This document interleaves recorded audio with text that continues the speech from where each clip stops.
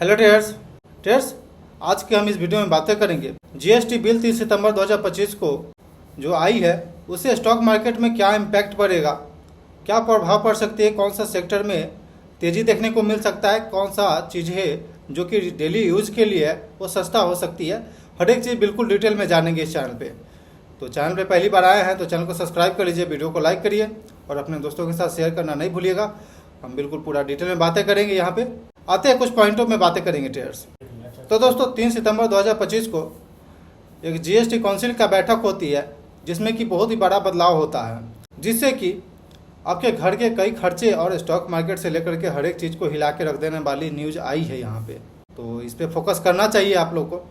तो चलिए जानते हैं पुराने जीएसटी रेट क्या थी और नया जीएसटी रेट क्या हुई है और इससे किस सेक्टर में ज़्यादा फायदा दिखेगा। तो हर एक चीज़ बिल्कुल डिटेल में जानते हैं। सबसे बड़ा बदलाव, जीएसटी पहले 4 स्लैब में लगता था, 5%, 12%, 18% और 28%, लेकिन अब उसे मात्र 2 स्लैब में कर दिया गया है, जो कि एक 5% है और दूसरा 18% है। इसका सीधा और बड़ा असर हमारे स्टॉक मार्केट सेंटीमेंट पर पड़ सकता है, क्योंकि टैक्स स्ट्रक्चर जो है वो बिल्कुल आसान कर दिया गया है यहाँ पे, और उससे कंजप्शन डिमांड बढ़ सकता है। एफएमसीजी और कंजप्शन सेक्टर पे बातें करते हैं।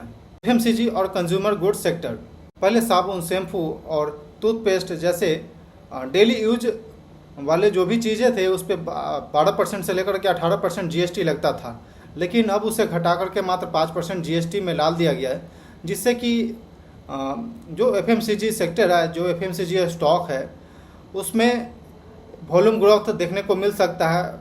आगे जाकर के फंडामेंटल में चेंजिंग दिख सकता है और प्रॉफिट भी कंपनी शो कर सकता है काफ़ी अच्छा। तो आप थोड़ा इस सेक्टर को बारीकी से ध्यान देकर देखेंगे और इसके प्राइस एक्शन में भी ध्यान देंगे ट्रेडर्स।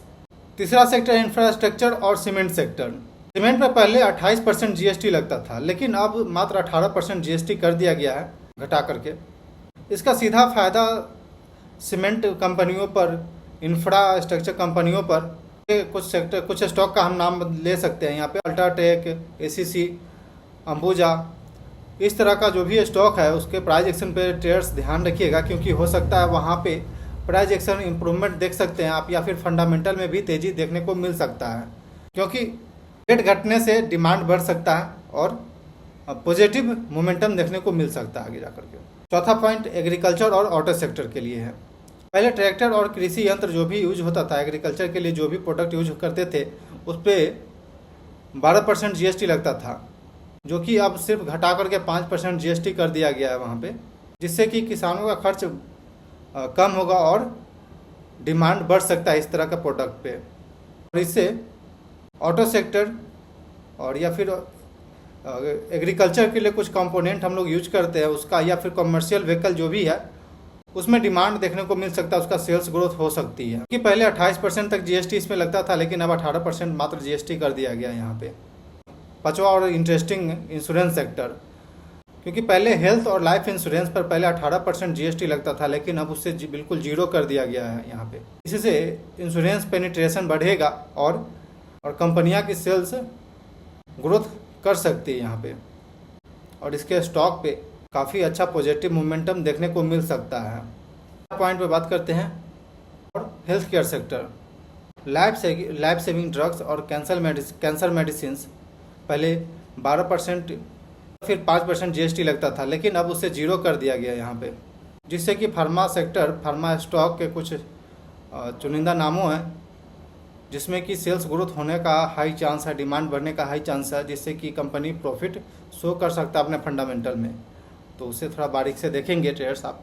वहीं पे एक सेक्टर है जिस पे सोचने वाली बात है, जिस पे कि 40% जीएसटी बढ़ा दिया गया है। जो भी लग्जरी गुड्स है उस पे 40% जीएसटी स्लैब डाला गया, 40% के जीएसटी स्लैब में डाला गया उसे।